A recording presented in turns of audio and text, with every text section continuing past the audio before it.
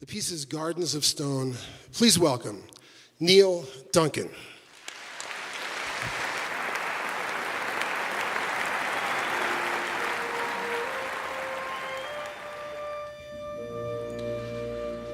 The willingness of some to give their lives so that others might live never fails to evoke in us a sense of wonder and mystery.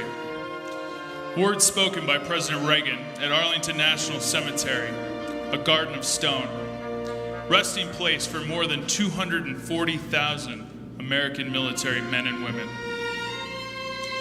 One gets that feeling on this hallowed ground, the same poignant feeling that one gets looking across the rows of white crosses and stars of David in Europe, in the Philippines, and all other military cemeteries here in our own land. Each grave marks the resting place of an American hero.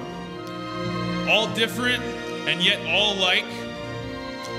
As we honor their memory, let us pledge that their lives, that their sacrifices, that their valor shall be justified and remembered for as long as God gives life to this great nation.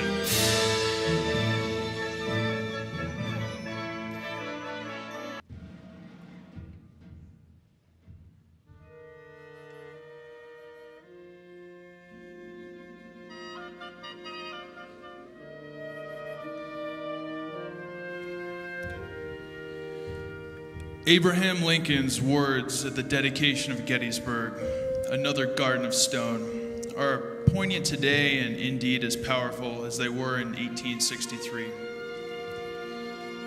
77 years ago, our fathers brought forth upon this continent a new nation, conceived in liberty and dedicated to the proposition that all men are created equal.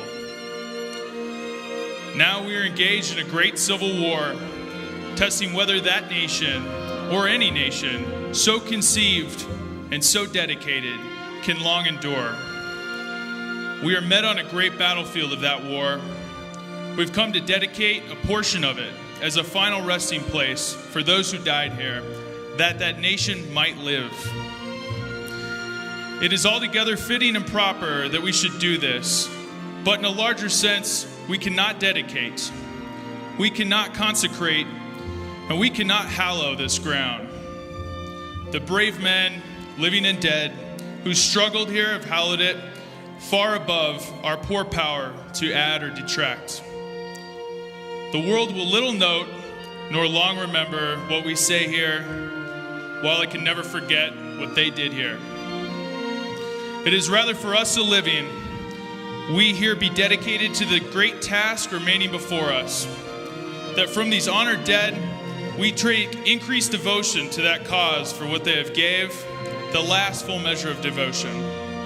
That we here highly resolve that these dead shall not have died in vain, that this nation shall have a new birth of freedom, and that government of the people, by the people, and for the people shall not perish from the earth.